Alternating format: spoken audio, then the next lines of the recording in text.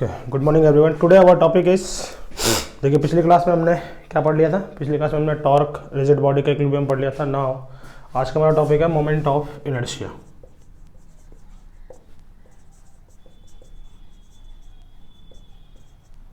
देखिए inertia word हमने पहले सुन रखा है ट्रांसलेशन मोशन में, ठीक है। ट्रांसलेशन मोशन में इनर्शिया का काम कौन कर रहा था? मास। और इस वाले केस में इनर्शिया का काम कौन करेगा? मोमेंट ऑफ इनर्शिया, ठीक है। तो मोमेंट ऑफ इनर्शिया वही रोल प्ले करता है, सेम रोल प्ले करता है मोशन में जो रोल ट्रांसलेशन मोशन में कौन प्ले करता था? इनर्शिया, ठीक है। इनर्शिया क्या करता था? इनर्शिया मोशन की किसी भी कंडीशन की चेंज को क्या करता था? अपोज करता था। इसी तरह moment of inertia rotation motion के किसी भी चेंज की कंडीशन को क्या करेगा? अपोज करेगा। क्लियर है? अब इनर्शिया होता क्या है? जैसे मान लीजिए एक रिजिड बॉडी है, ठीक है, या रिजिड बॉडी से पहले हम एक पार्टिकल का पढ़ लेते हैं। मान लीजिए एक सिंगल पार्टिकल है, उसका मास है mn है। ये देखिए इसका एक्सिस ऑफ रोटेशन है जिसके अबाउट ये मास रोटेट कर रहा होगा, ठीक है। जैसे हमने एक मास को एक फिक्स ऐसे सर्कल में रोटेट करा रहे हैं और ये इसका एक्सिस है, उसी की तरह है ये, ठीक है। इस एक्सिस से इसका डिस्टेंस कितना है? r है। तो अगर मुझे मोमेंट ऑफ इनर्शिया निकालना है इसका, तो moment of inertia I equal to, इसको I से रिप्रेजेंट किया जाता है, तो मास इनटू r स्क्वायर, ठीक है। तो ये जो होता है स्टूडेंट्स, इसको हम बोलते हैं एक्सिस ऑफ रोटेशन, ठीक है। दैट इज AOR, ठीक है। तो ऐसा यूनिट क्या होगा इसका? ऐसा यूनिट मास का क्या होता है? केजी। डिस्टेंस का क्या होता है? Metre square. तो ऐसा यूनिट क्या होगा इसका? KG metre square. तो तो किसी भी कोई भी अगर मास किसी एक्सिस के अबाउट रोटेट हो रहा है, तो उस मास को डिस्टेंस एक्सिस ऑफ रोटेशन से, मतलब एक्सिस ऑफ रोटेशन से उस पार्टिकल का डिस्टेंस, उसका होल स्क्वायर कर देंगे तो हमें क्या मिल जाएगा? मोमेंट ऑफ इनर्शिया मिल जाएगा। और ये एक बात याद रखिएगा, ये r है वो होता है perpendicular distance from axis of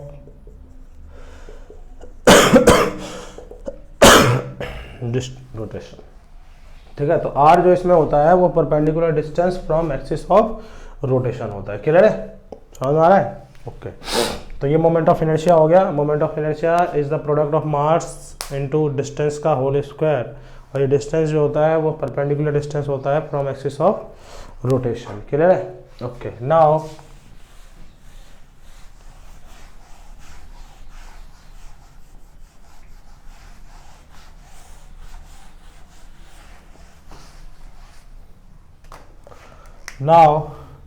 moment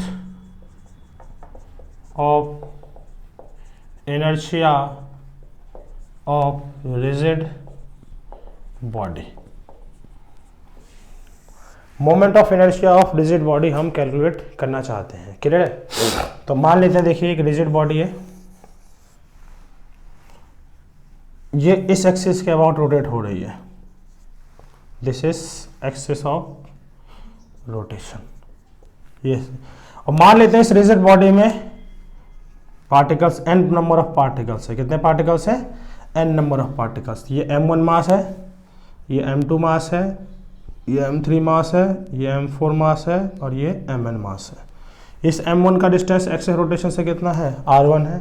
इस m2 का परपेंडिकुलर डिस्टेंस एक्सिस रोटेशन से कितना है? r2 है। इसका कितना है? r3 है।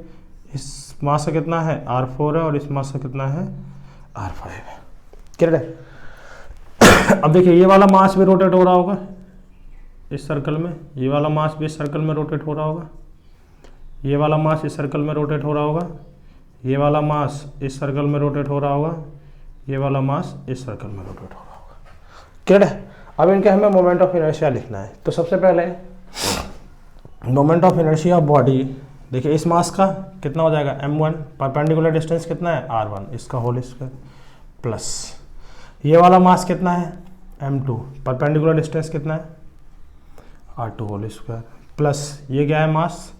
m3, इसका परपेंडिकुलर डिस्टेंस कितना है? r3, इसका होल स्क्वायर, प्लस ये वाला मास कितना है m4, इसका परपेंडिकुलर डिस्टेंस कितना है r4, इसका होल स्क्वायर अप टू सोन, ये डिस्टेंस rn ले लीजिए, ये mn लिया हमने तो डिस्टेंस rn ले लिया, plus mn perpendicular distance rn का होल स्क्वायर। ठीक है, अब इस पूरे को अगर हम एक लिखना चाहें तो हम समेशन लगा सकते हैं mi ri इसका होल स्क्वायर, i बिलोंग करेगा 1 से लेकर n तक। अब देखिए i को 1 पुट कर दीजिए तो m1 r1 whole square, summation का मतलब प्लस होता है, प्लस i2 होगा m2 r2 whole square, plus i3 होगा m3 r3 होल स्क्वायर। तो किसी भी रिजिड बॉडी का जो मोमेंट ऑफ इनर्शिया होता है, अगर उसमें n नंबर ऑफ पार्टिकल्स हैं तो उसका moment of inertia m1 r1 square plus m2 r2 square plus m3 r3 square up to सोन mn rn स्क्वायर होगा। क्लियर है? ओके, सबसे पहला इसमें इंपॉर्टेंट पॉइंट जो इसके होंगे, पहला पॉइंट क्या होगा, पहला पॉइंट ये होगा इसका कि moment of inertia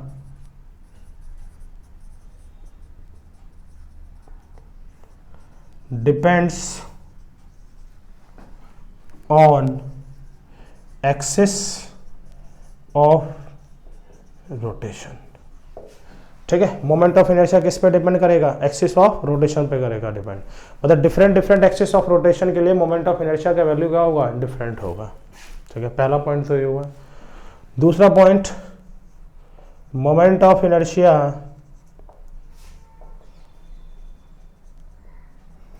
depends on distribution of mass from axis of rotation. Moment of inertia masses के डिस्ट्रीब्यूशन पे डिपेंड करता है। ठीक है, कि एक्सिस ऑफ रोटेशन को कितनी दूर पे रखे गए हैं। तीसरा, ये देखिए डिस्टेंस जितना ज़्यादा दूर होगा मोमेंट ऑफ इनर्शिया का वैल्यू उतना ही ज़्यादा हो जाएगा। तीसरा,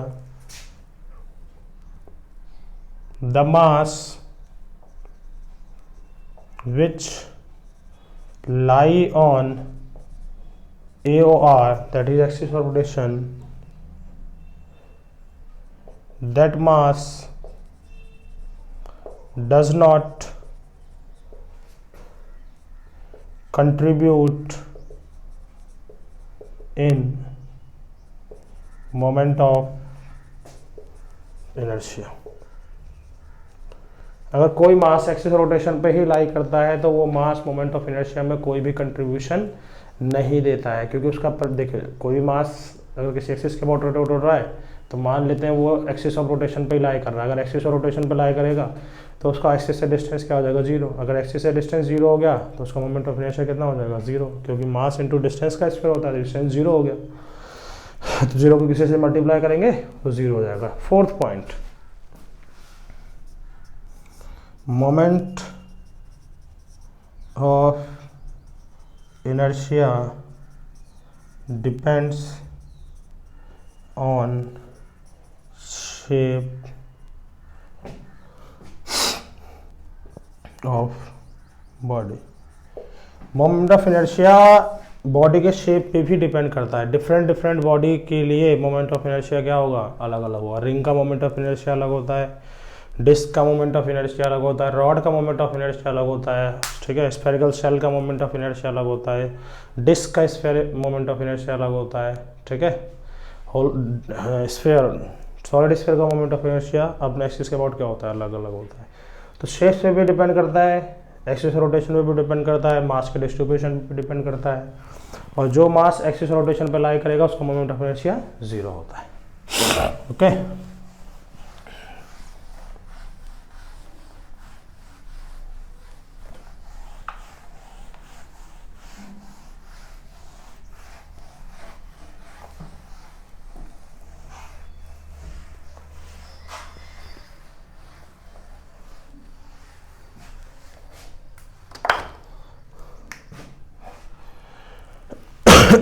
ओके देखिए अब हम कुछ बॉडीज का मोमेंट ऑफ इनर्शिया निकालते हैं।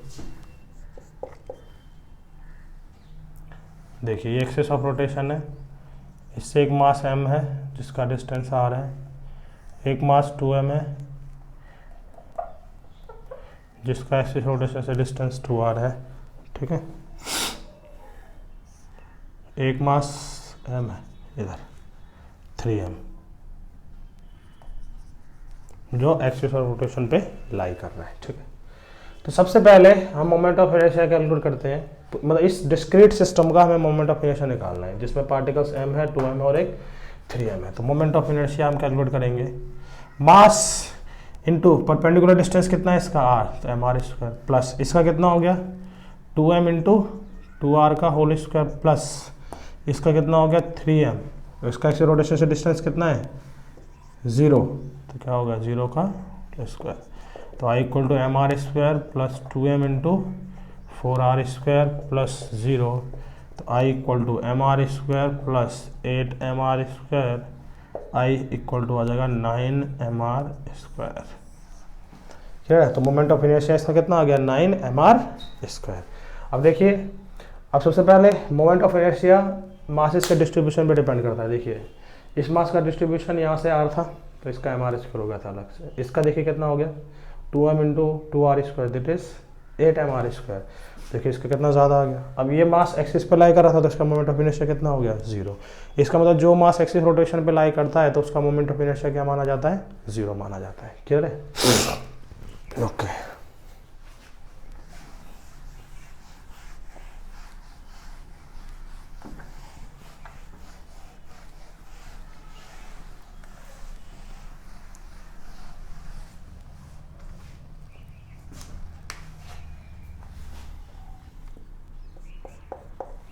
देखो अब मैं बना रहा हूँ एक स्क्वायर, इसके कॉर्नर्स पे मासेस रखेंगे स्टूडेंट, ठीक है। ये जो रॉड्स लगाई है हमने इसका मास नेग्लेजिबल है, इसका मास m है, इसका मास m है, इसका मास m है, इसका मास है, ठीक है। और साइड कितना है इसका a है, ठीक है। तो इनको जिनसे कनेक्ट किया गया है उसका मास क्या है बिल्कुल नेग्लिजिबल है, 0 मास है, लाइट रॉड्स हैं। इससे हमने क्या किया है इन मासेस को आपस में जोड़ दिया है, ठीक है। अब हमें मोमेंट ऑफ इनर्शिया बताना है। तो देखिए पहला एक्सिस तो मैं ले रहा हूँ ये वाला, अगर ये इस एक्सिस के अबाउट रोटेट हो रहा है इसका नाम मैंने क्या रख दिया I1। तो I1 जो होगा, अगर मैं यहाँ पे लिखूँ I1, तो देखिए पूरा का पूरा सिस्टम इसके अबाउट रोटेट हो रहा है ऐसे ऐसे, है ना। अगर ये रॉड है इस पे एक मास इधर है, 2 मास इधर है, तो ऐसे पूरा रोटेट हो रहा है। तो ये वाला मास इस एक्सिस पे लाई कर रहा है तो इसका मोमेंट ऑफ इनर्शिया कितना हो जाएगा 0, प्लस ये वाला मास इस पे लाई कर रहा है, इसका मोमेंट ऑफ इनर्शिया भी कितना हो जाएगा 0, क्योंकि डिस्टेंस ही नहीं है एक्सिस और रोटेशन से। प्लस ये वाला मास इस एक्सिस रोटेशन से कितने डिस्टेंस पे है a, तो क्या हो गया ma स्क्वायर, प्लस ये वाला मास कितने डिस्टेंस पे a, तो इसका भी क्या आ गया ma स्क्वायर।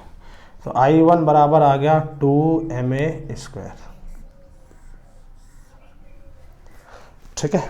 ओके, नाउ अगर मैं एक्सिस रोटेशन ले रहा हूं ये,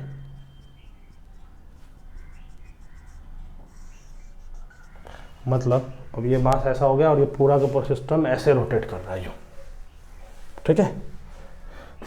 तो इस एक्सिस को नाम मैं दे रहा हूं I2। तो I2 के बाद अगर मोमेंट ऑफ इनर्शिया मुझे निकालना हो तो देखिए ये मास इस पे लाई कर रहा है और ये वाला मास इस भी इस पे लाई कर रहा है, ठीक है। तो या इनके मासेस अलग कर देता हूँ मैं, इसको 2m कर देता हूँ, इसको 3m कर देता हूँ, इसको 4m कर देता हूँ। देखिए पहले केस में कितना आ जाता है, इसको 2m कर देते हैं 2m, और ऐसा कितना हो गया 3, तो कितना 3 to 5m इसका, ठीक है। ओके, नाउ अब मैं अगर इस एक्सिस के अबाउट निकाल रहा हूँ तो देखिए ऐसे रोटेट हो रहा है ये, तो m और 2m ये तो इसी एक्सिस पे लाई कर रहा है, तो इसका मोमेंट ऑफ इनर्शिया क्या हो जाएगा 0। तो मैं लिख लूँगा m इंटू 0 का स्क्वायर प्लस 2m इंटू 0 का होल स्क्वायर प्लस इस मास का इससे डिस्टेंस कितना है a है, तो 3m इंटू a स्क्वायर, इस मास का इससे डिस्टेंस कितना है a है, that is 4m into a square. तो I2 आ गया हमारे पास 3 और 4 7 ma स्क्वायर। I2 का वैल्यू कितना आ गया हमारे पास 7 एम ए स्क्वायर। क्लियर है? ओके, नाउ अब मैं इसके about moment of inertia calculate करना चाहता हूँ। ये हमने मान लिया I3, तो I3 क्या आएगा?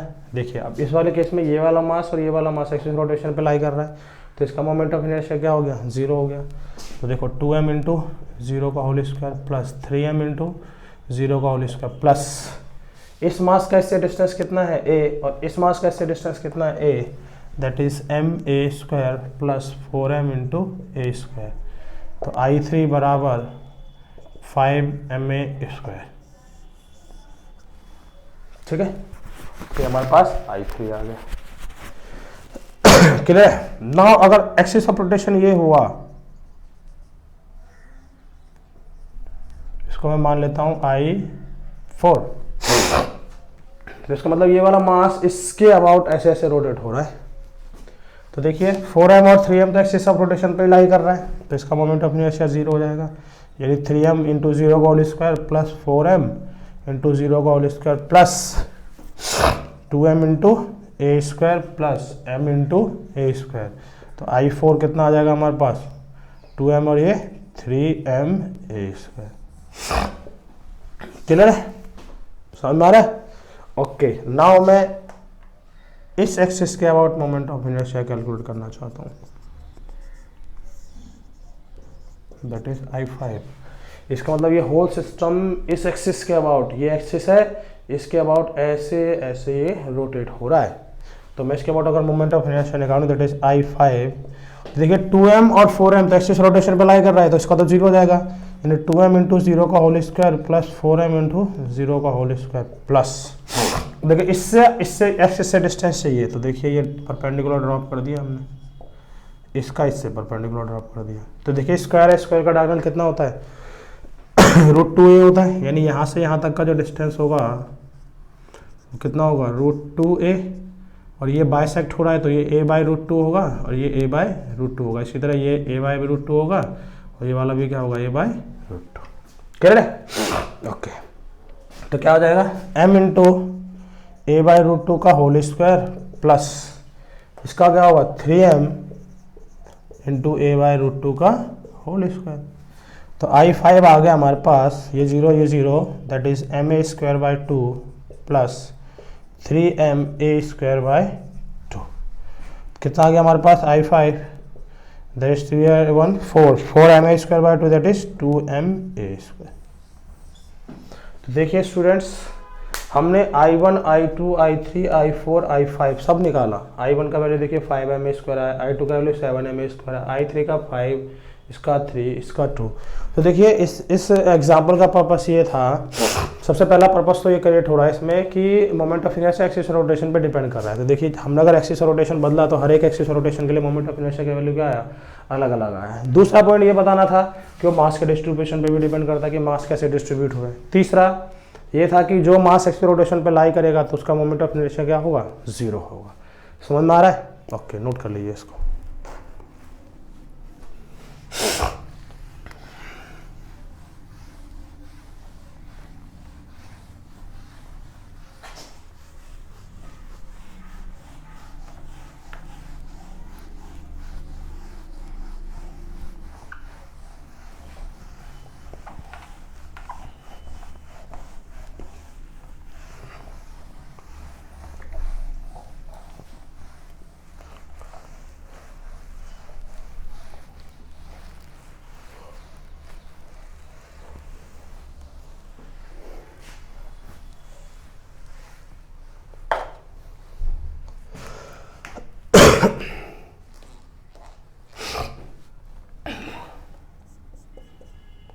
नाउ देखो हम इसमें कैलकुलेट करेंगे moment of inertia of continuous mass distribution.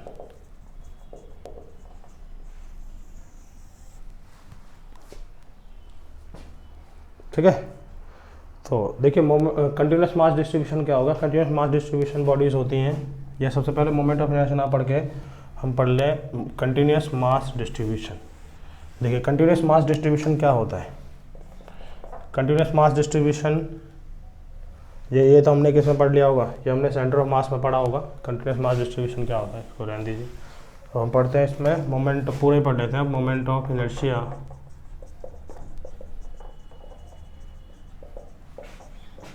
Of continuous mass distribution.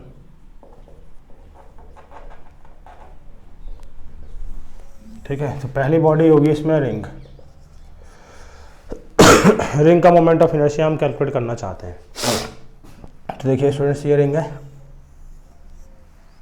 Ring का मास m है, रेडियस इसका r है, ये इसका एक्सिस रोटेशन है जो इसके सेंटर से पास हो रहा है, ऐसे ये रोटेट हो रहा है। This is rings of axis of rotation. Axis rotation देखिए इसका नाम होगा, एक्सिस रोटेशन में देखो डिफाइन कर रहा हूँ। एक्सिस रोटेशन क्या है इसका, passes through centre of ring and perpendicular to the plane of ring.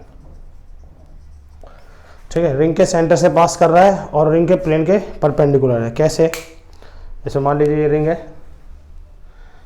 Ring ये ऐसा रिंग बना दिया, ये रिंग का सेंटर है और रिंग ऐसे ऐसे रोटेट हो रहा है। ठीक है, तो ये जो एक्सिस है उसके सेंटर से पास हो रहा है, उसके प्लेन के क्या है, परपेंडिकुलर है। प्लेन इसका रिंग का ये है तो ये परपेंडिकुलर, तो रिंग ऐसा ही है ये। ठीक है, अब इसका मोमेंट ऑफ इनर्शिया में निकालना है। मास क्या है रिंग का, m, रेडियस क्या है रिंग का, r। तो मास अगर m है और रेडियस इसका r है तो उसके देखिए कैसे करेंगे इसको। देखिए सबसे पहले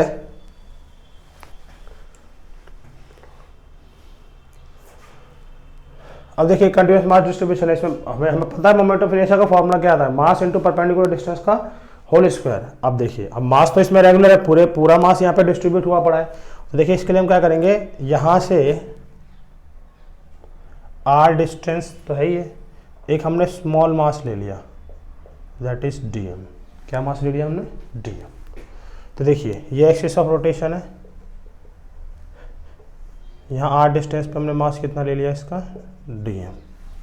ठीक है, तो इस dm के लिए small moment of inertia di क्या लिखा जा सकता है, dm मास, इसका डिस्टेंस क्या एक्सिस रोटेशन से r इसका। क्लियर है। अब हमने क्या कर दिया, इंटीग्रेट बोथ साइड, इंटीग्रेट कर दिया तो D I integration equal to D M R square. D I का तो आई हो गया, आर तो कॉन्स्टेंट है, बाहर निकाल लो, अंदर क्या बचा, डी एम। देखो डी एम के साथ इंटीग्रेशन लगा, इसका मतलब डी एम को जोड़ना है हमें। अगर ये सारे डी एम को हम जोड़ देंगे रिंग के अलॉन्ग तो ये क्या आ जाएगा, मास मिल जाएगा हमें। तो यहाँ पे क्या लिख देंगे हम इसको, R square into M, that is I हो गया हमारे पास एम आर होल स्क्वायर। इसका मतलब रिंग का मोमेंट ऑफ इनर्शिया कितना होता है, एम आर स्क्वायर। एक्सिस का विशेष ध्यान रखना है स्टूडेंट्स कि इसमें एक्सिस रिंग के सेंटर से पास हो रही है और रिंग के प्लेन के क्या है, परपेंडिकुलर है। क्लियर है। तो ध्यान रखिएगा कि रिंग का मोमेंट ऑफ इनर्शिया ऐसी एक्सिस के अबाउट जो उसके सेंटर से पास हो रही है और उसके प्लेन के परपेंडिकुलर हो, कितना होता है, M R whole square. Clear है, ओके नोट कर लीजिए।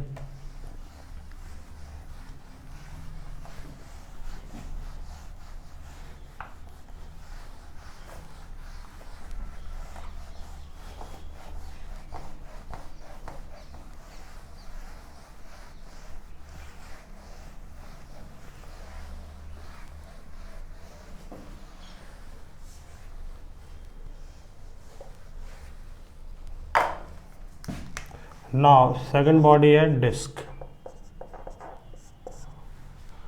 ठीक है, डिस्क सॉलिड है पूरा,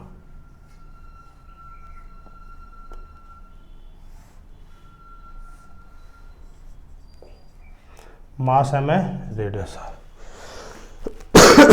क्या है, देखिए इसका एक्सिस ऑफ रोटेशन क्या है, passes through center of disk and perpendicular to plane of disc, passes through centre of disc and perpendicular to the plane of disc. Clear है? तो ये डिस्क है, डिस्क का मोमेंट ऑफ इनर्शिया हमें निकालना है ऐसी एक्सिस के अबाउट जो उसके प्लेन उसके सेंटर से पास हो रही है, और वो जो एक्सिस है रोटेशन है वो इस डिस्क के क्या है, परपेंडिकुलर है। ठीक है, तो ये इसका एक्सिस रोटेशन आ गया। अब कैसे निकालेंगे? देखिए हमने सेंटर ऑफ मास वाले चैप्टर में पढ़ा था कि अगर डिस्क होता है तो उसके लिए उस डिस्क को हम किससे बना सकते हैं, छोटे छोटे रिंग से बना सकते हैं। तो उसके लिए हमने देखिए क्या पढ़ा था, हम क्या करेंगे, यहाँ से r डिस्टेंस पे जा करके dr विड्थ का एक क्या बना लेते थे, रिंग बना लेंगे। ठीक है, विड्थ कितनी होगी इसकी, dr। ठीक है, तो देखिए ऐसा है ये,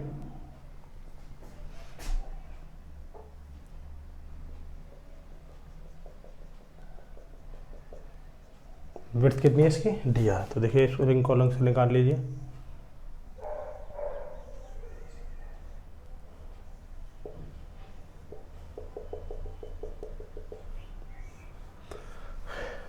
मास कितना होगा इसका, dm, विड्थ कितनी है इसकी, विड्थ इसकी है dr, और रेडियस कितना है इसका, रेडियस आ रहा है, और ऐसे घूमता हुआ मान लेंगे इसको।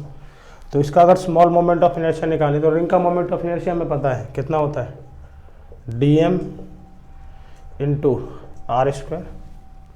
ठीक है, अब हमें मास निकालना है इसका, dm, यानी I जो होगा वो हो जाएगा dm इंटू आर स्क्वायर का इंटीग्रेशन, दोनों साइड इंटीग्रेशन कर देंगे ना, तो ये तो हो जाएगा I, तो di का I हो जाता है, और यहाँ क्या बच जाएगा, dm into R square. Complete disc का मुझे चाहिए तो रेडियस यहाँ से यहाँ तक चाहिए, तो यहाँ पे रेडियस 0 है और यहाँ से यहाँ तक रेडियस क्या है, r, तो 0 से कहाँ लेना पड़ेगा मुझे, r तक इंटीग्रेट करना पड़ेगा।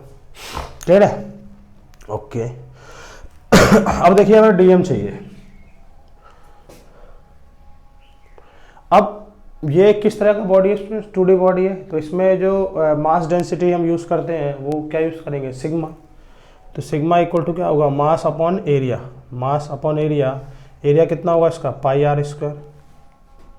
ठीक है, इसका मतलब ये हुआ कि पाई आर स्क्वायर जब एरिया था तो मास कितना था इसका, m, तो 1 हो गया, तो कितना हो गया, m by pi R square. इसको हम क्या बोलते हैं, sigma, that is mass per unit area. ठीक है, अब इसका एरिया मुझे लिखना है, तो अगर इसको हम कट कर देंगे तो विड्थ देखो, एक हमें वायर मिलेगा जिसका विड्थ कितना होगा, जिसका विड्थ कितना हो जाएगा dr, और सरकमफेरेंस कितना होगा इसका 2 पाई r। तो इसका अगर मैं एरिया लिखूंगा dA तो वो क्या आ जाएगा हमारे पास 2 पाई r, तो इसका लेंथ हो गया, और विड्थ कितना होगा, इसको कट करेंगे तो dr विड्थ मिलेगी, तो ये एरिया आ गया। समझ में आ गया? तो अगर मुझे इसका मास चाहिए dm तो वो क्या हो जाएगा, सिग्मा इंटू dA, ये होता है फॉर्मूला। तो dm की जगह पर हम क्या रिप्लेस कर देंगे, sigma into dA into R square, limit ले लेंगे 0 टू कैपिटल R। सिग्मा का वैल्यू हमें पता है, ये sigma m upon pi R square है, dA का वैल्यू कितना है, dA का वैल्यू है 2 pi r dr into R square, integrate कर देंगे 0 टू कैपिटल R, बाहर ले लेंगे जो जो कांस्टेंट है, m upon pi R square बाहर आ गया, इंटू 2 पाई, ये भी बाहर आ गया, अंदर क्या बचा, r क्यूब dr, लिमिट ले लोगे 0 टू कैपिटल R। ठीक है, तो यहाँ से देखिए I का जो वैल्यू होगा, I का जो वैल्यू आ गया, देखिए पाई से पाई कैंसिल, पाई से पाई कैंसिल आउट हो गया, तो यह बच गया m divide by 2m divide by R square into इसका हो जाएगा r⁴ 4/4, लिमिट ले लोगे 0 टू कैपिटल R। ठीक है, तो I equal to 2m divide by R square into क्या हो जाएगा, r⁴/4, 0 पुट करेंगे 0 हो जाएगा। तो देखिए आर स्क्वायर से कट गया, क्या आ जाएगा, आर स्क्वायर, 2 से 2 कैंसिल आउट हो गया, कितना आ गया हमारे पास, I आ गया हमारे पास mr²/2। समझ में आ रहा है? तो अब हम याद कर लेंगे कि डिस्क का मोमेंट ऑफ इनर्शिया ऐसे एक्सिस के अबाउट जो उसके सेंटर ऑफ मास से पास हो रहा है, उसके सेंटर से, ज्योमेट्रिक सेंटर से पास हो रहा है, और उसके प्लेन के परपेंडिकुलर है, कितना होता है, mr²/2। समझ में आ रहा है? उसका मोमेंट ऑफ इनर्शिया कितना आता है, mr²/2। 2। ओके, नोट कर लीजिए इसको। तो डिस्क का हमने कैलकुलेट कर लिया। नाउ हम कैलकुलेट करते हैं रॉड का। तो एक्सिस और रोटेशन इसमें ध्यान रखना होता है, क्योंकि moment of inertia axis rotation पे डिपेंड करता है।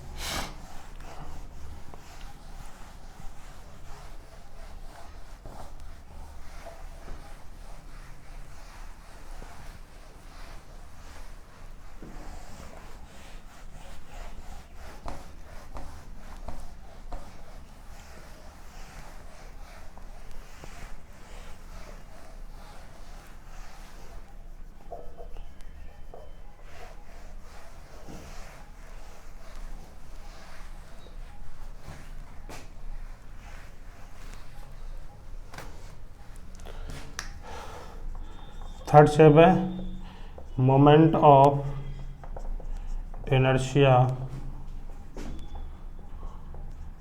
Of rod. रॉड का मोमेंट ऑफ इनर्शिया हम निकालना चाहते हैं। देखिए एक रॉड है, थिन रॉड है, ठीक है, ऑफ थिन रॉड, मास इसका m है और लेंथ इसका l है। हम ऐसे एक्सिस के अबाउट निकालना चाहते हैं जो इसके सेंटर से पास करे और इसके लेंथ के क्या हो, परपेंडिकुलर। देखिए सेंटर से पास कर रहा है और इसके लेंथ की क्या है, परपेंडिकुलर, यानी यहाँ से यहाँ डिस्टेंस कितना होगा, l/2, और यहाँ से यहाँ तक डिस्टेंस कितना होगा इसका, l/2। क्लियर है? मास कितना है m और लेंथ कितना है l। तो इस टाइप का ये रॉड है। तो एक्सिस ऑफ रोटेशन सबसे पहले लिख लेंगे, passes through centre and perpendicular to rod. Rod के परपेंडिकुलर हो और उसके सेंटर से पास कर रहा हो तो मुझे उसका मोमेंट ऑफ इनर्शिया कैलकुलेट करना है। ठीक है, तो देखिए कैसे कैलकुलेट करेंगे। देखिए ये रॉड बना लीजिए,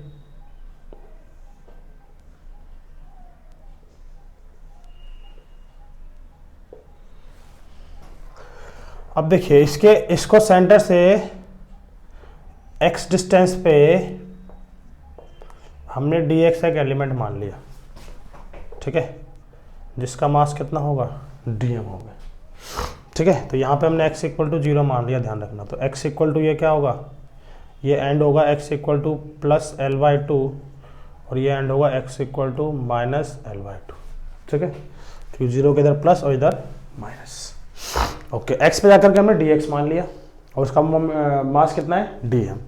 तो देखिए इस एक्सिस पर रोटेशन से ये मास x डिस्टेंस पे है, कितना है, dm। तो इसका जो di होगा वो क्या होगा, dm इंटू एक्स स्क्वायर होगा। ठीक है, अगर अब देखिए अब हमें dm भी चाहिए ऐसे केसेस में। तो देखिए l लेंथ का मास क्या है, m, तो यूनिट का कितना होगा, m/l। तो dx लेंथ का मास कितना होगा, m/l इंटू dx। तो ये हमारे पास क्या आ गया स्टूडेंट्स, ये dm आ गया। dm भी पुट कर देंगे हम, तो di बराबर dm कितना हो जाएगा, m/l into dx into x square. ठीक है, अब इंटीग्रेट कर देंगे, इंटीग्रेट बोथ साइड हम इंटीग्रेट भी कर देंगे। तो क्या आएगा यहाँ से हमारे पास आएगा di equal to m/l dx into x square. तो di का क्या हो जाएगा, i, और लिमिट कहाँ से कहाँ तक लेंगे, देखिए इसमें लिमिट सबसे इंपॉर्टेंट है। देखिए यहाँ से यहाँ जाएंगे तो l/2 हो जाएगा और यहाँ से आ जाएंगे तो माइनस l/2। अगर पूरी रॉड को कवर करना है तो माइनस l/2 से प्लस l/2 तक लेंगे तो पूरा रॉड कवर हो जाएगा। ओके, तो माइनस l/2 से प्लस l/2 तक लिमिट ले लिया हमने। m कांस्टेंट है, बाहर निकाल लो, l कांस्टेंट है, बाहर निकाल लो। देखो x तो वेरिएबल है क्योंकि x तो बदलेगा, क्योंकि यहाँ x 0 है, यहाँ l/2 है, यहाँ बीच में l/4 होगा। तो ये एक्स स्क्वायर dx आ गया, लिमिट ले ली minus l/2 two plus l/2। तो आई आ गया हमारे पास m/l, एक्स स्क्वायर कितना आ गया, x³/3 होता है इसका, है ना, +1 कर देते हैं ऊपर, फिर वही नीचे लिख देते हैं। तो माइनस l/2 से प्लस l/2। ओके, तो यहाँ से देखिए आई इक्वल टू क्या आ जाएगा हमारे पास, m/l इंटू l/2 का whole cube minus of L/2 इसका होल क्यूब।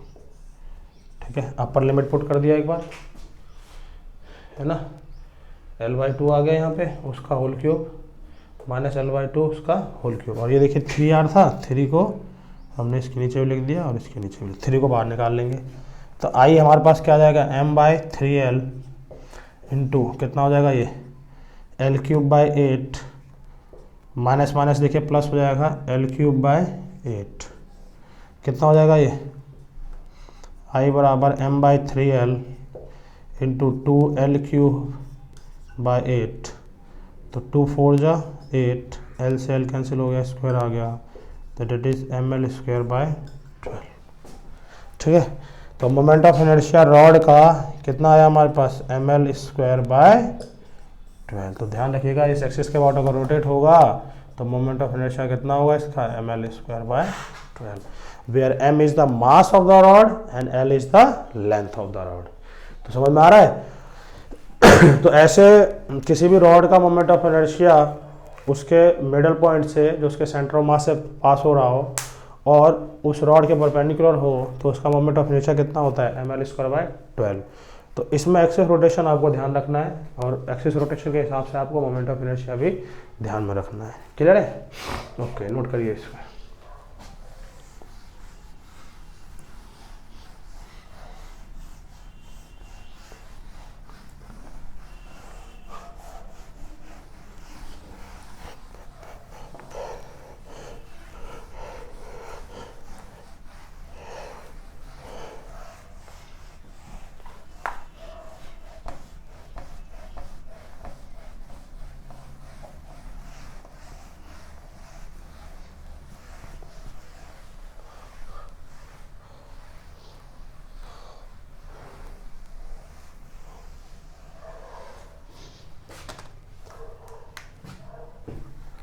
अब इसी तरह देखो moment of inertia of hollow sphere. देखो एक होलो स्फीयर दे रखा होगा, ये एक्सिस रोटेशन है, ऐसे रोटेट हो रहा होगा, मास इसका m, रेडियस। देखिए इसका एक्सिस रोटेशन क्या है, passes through centre of sphere. Sphere के सेंटर से पास हो रहा है तो ये इसका डायमीटर हो जाता है। तो डायमीटर हो जाता है, इसके बाद मोमेंट ऑफ इनर्शिया याद रख लेंगे आप, 2/3 mr² होता है। तो होलो स्फीयर का मोमेंट ऑफ इनर्शिया उसके सेंटर के अबाउट, ये इसका सेंटर होगा, ठीक है, और उसके बाद पास हो रहा हो तो उसका वो डायमीटर ही कहलाता है। कोई भी आप एक्सिस बनाएंगे जो उसके सेंटर से पास होगी तो वो डायमीटर ही होगी। तो मोमेंट ऑफ इनर्शिया कितना है, तो उसका 2/3 mr²। क्लियर है, okay. Now moment of inertia of solid sphere. अगर सॉलिड स्फीयर का मुझे मोमेंट ऑफ इनर्शिया निकालना हो, देखिए ये सॉलिड स्फीयर है,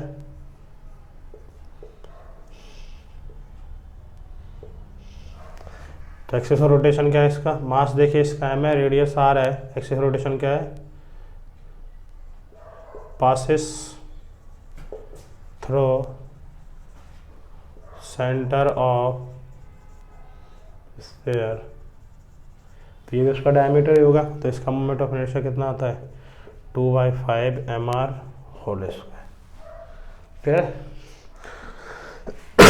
तो देखिए इंटीग्रेशन जो है हमारे सिलेबस में तो होता नहीं है, बट फिर भी मोमेंट ऑफ इनर्शिया हम क्या करेंगे, अब ऐसे बहुत सारी बॉडीज़ के लिए क्या कर लेंगे, अब याद कर लेंगे। होलो स्फीयर के लिए अलग याद कर लेंगे, सॉलिड स्फीयर के लिए अलग याद कर लेंगे, रिंग के लिए अलग याद कर लेंगे, डिस्क के लिए अलग याद कर लेंगे, रॉड के लिए अलग याद कर लेंगे।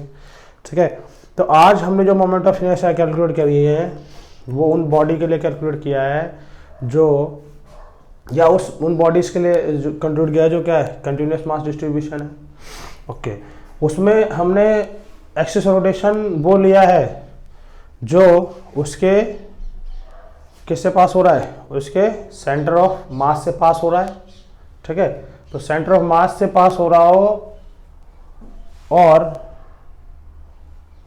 उसमें भी कंडीशन थी कि रिंग में वो सेंटर ऑफ मास से भी पास हो, प्लेन के परपेंडिकुलर भी हो।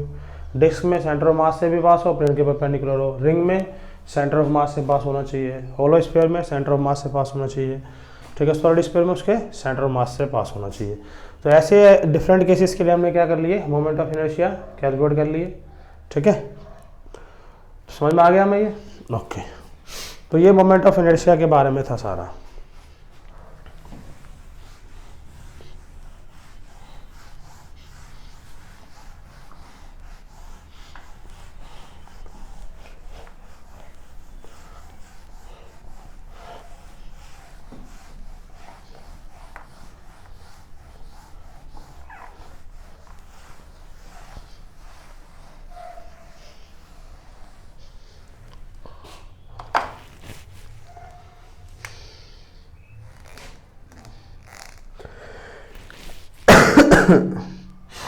अब देखिए, मैं इसके कुछ एग्जांपल्स बताता हूँ आपको। जैसे आपको दे देगा एक रॉड जिसका मास दे देगा आपको 3 kg, लेंथ दे देगा इसका 2 मीटर। आपसे पूछेगा find moment of inertia of rod which rod about an axis which passes through center of mass of rod and perpendicular to rod। तो अगर रिजल्ट आपको याद होगा तो आप मोमेंट ऑफ इनर्शिया का डायरेक्ट फॉर्मूला लगाएंगे, I इक्वल टू क्या, ml स्क्वायर बाय 12। m कितना है 3, लेंथ कितना है 2 और 12 कितना आ गया 3 into 4 divide by 12, that is 12 by 12 कितना आ गया 1। यूनिट क्या लिख दो, kg मीटर स्क्वायर। तो रॉड का मोमेंट ऑफ इनर्शिया कितना होता है 1 kg metre square. Okay, note करिए इसको। फॉर्मूले अगर हमें पता होंगे तो हम क्वेश्चंस बहुत इजी तरीके से कर सकते हैं। अगर फॉर्मूले नहीं पता होंगे तो क्वेश्चन तो होंगे ही नहीं, है ना। तो मान लीजिए एक रिंग दे रखा होता, मास दे रखा होता हमें लेट से 2 kg और रेडियस दे रखा है 1 मीटर। हमसे पूछ रहा है ये रिंग है, हमसे जब find moment of inertia of ring about an axis